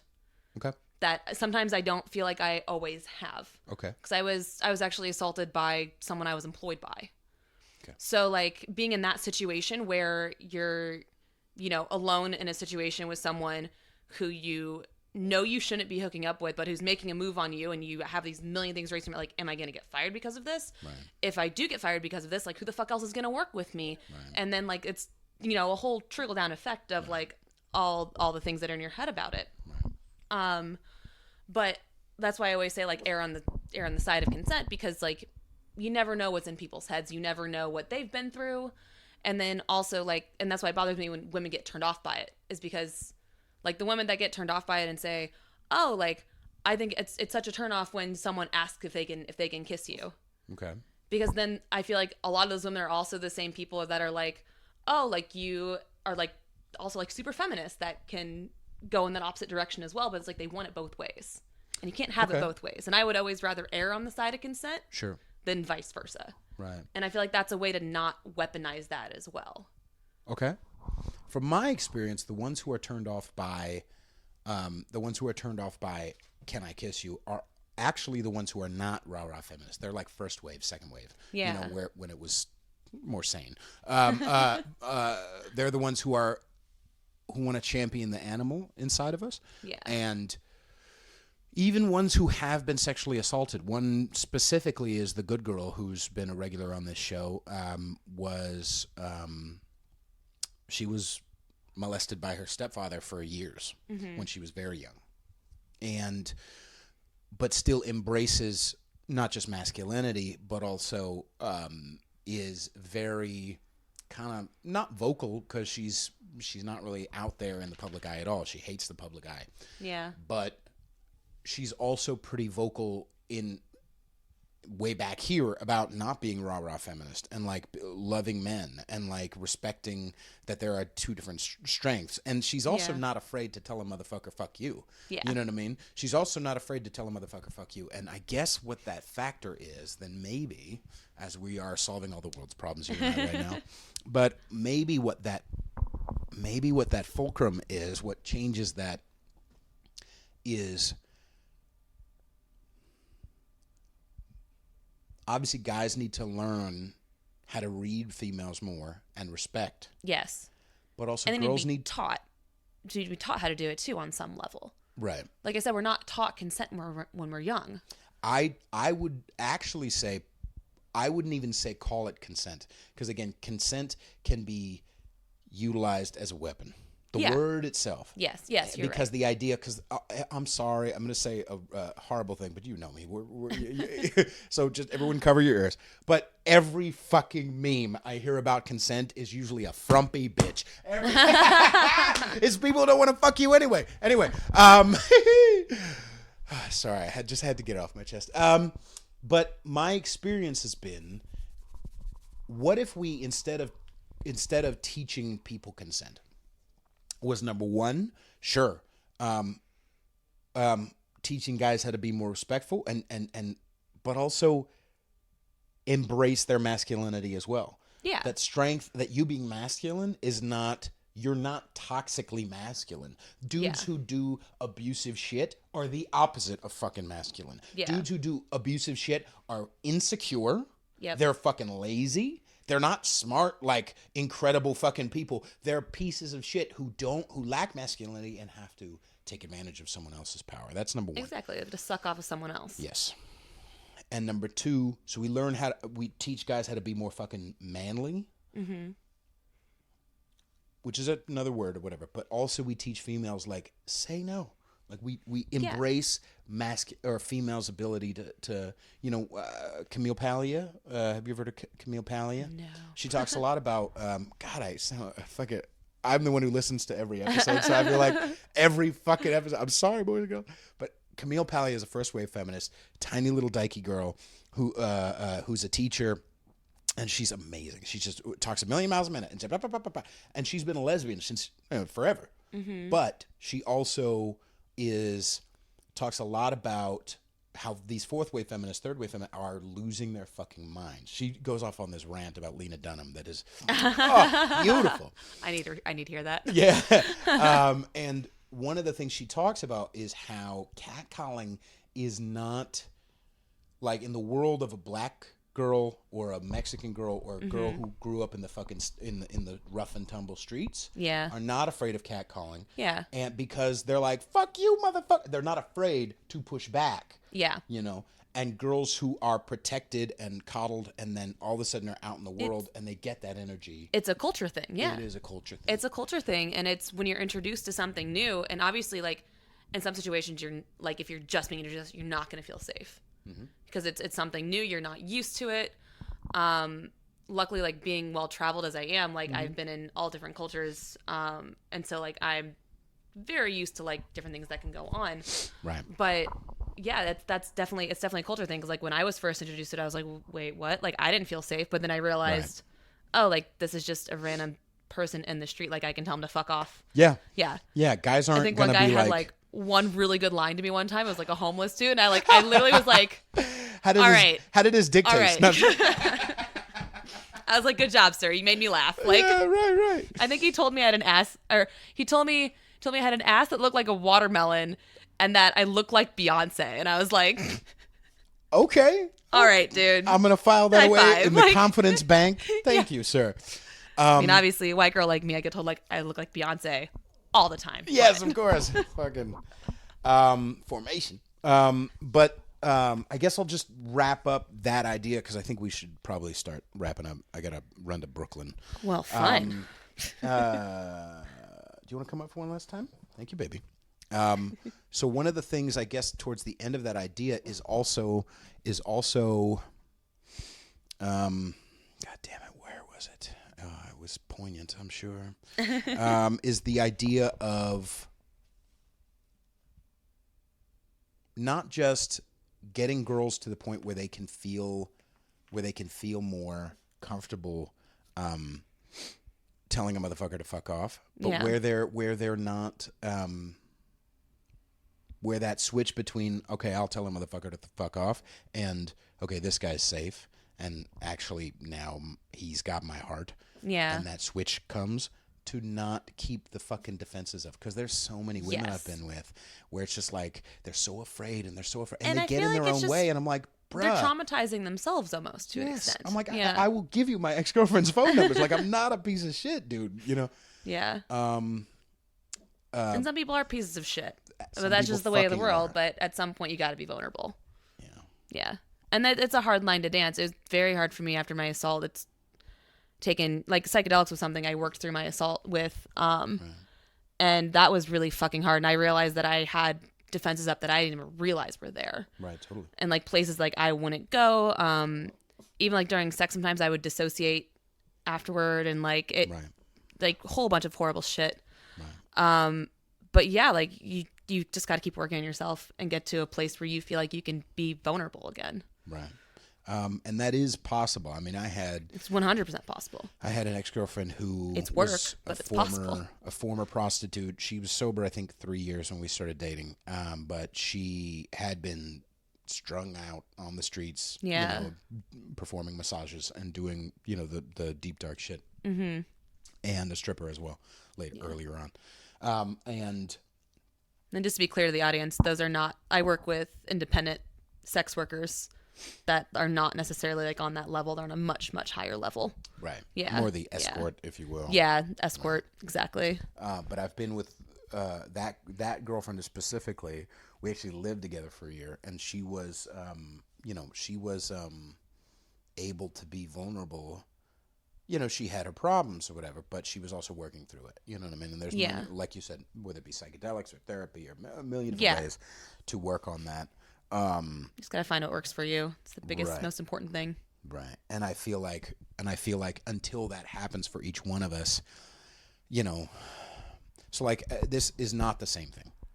So I'm not comparing it, but I am saying that my experience of being a fat kid most of my life. I mean, when I was young, I considered suicide because I was fat. Yeah. And because kids at school would call me fat and my family would call me fat. And I was shameful fucking constantly. And it's taken a lot of work. That's trauma in itself. It fucking is, dude. Yeah. Because I judge other people that way. I can't fucking respect somebody. You know what I mean? Like I have friends who are big, but like as far as girls, like and I'm sure I'm just attracted to just skinny white girls. But essentially, it's and it especially plagues me to this day. But that doesn't mean that I have to stop people from making fat jokes. Yeah. You know what I mean? Yeah. And I don't know. I mean, rape jokes are never funny until they're funny. Right. And that it goes back to the power angle, motherfucker. God damn it! It goes back to the power angle because when an insecure human being, I don't give a fuck if you're black, white, woman, trans, whatever. When an insecure human being feels that power, it is delicious to be a bully. We all have bullies inside of us, and to kowtow to that bully is never a good idea. To understand, to be empathetic, whatever. But there are certain boundaries that should not be, and comedy is one of them. And and also, I don't know, it's a big deal. And I understand what you're saying about consent and feeling safe is extremely important. Yeah. And it's also like for women, it's like consent can even just be making sure you're surrounding yourself with people who are only going to do things that you feel comfortable with. Because a lot of it's just like not inviting people into your lives that you are skeptical of. Right. Like if you got to trust your gut, and if your gut is saying something is wrong about a person, right. Exodus, like, right. That's all you got to do. Right. And sometimes it's easier to do than others, but at some point you just have to start cutting out things that don't serve you. And that's a really big part of what I've learned the past 2 years since both my psychedelic journey and then also like my breaking up with my ex and all these things, like realizing that I just can't have people in my life that I don't trust. Right. Yeah. It was badass. And I will wrap it up by saying, I guess that might actually that might break the fourth wall that you're trying to implement. So I'll just say thank you very much for coming on the show and talking about, honestly. Of course. There was a lot more I wanted to get into, but I got to get to Brooklyn. We will have other occasions where we can talk. Right. But and thank you very much, puppy, for being so respectful. Only barked a couple of times. Yeah, she's ready for dinner. Yeah. So I guess there's nothing you want to promote because you're not a person. So I'll just say, please sign up wherever you're listening. Make sure you subscribe and leave a review and rate it. 5 stars. Thank you so much. And make sure you share this with your less offendable friends. And follow me on Instagram at Peter_Feliciano. There's a new episode every Monday, sometimes even Monday and Thursday. Go listen to my music. My album came out in September, and it's extremely popular, and I'm famous. I love you all very much. Thank you again very much for coming on the show. Thank you, Peter. Thank you, dog. Do you want to be on the microphone? Here. Go tell him. Perfect. Bye, everybody.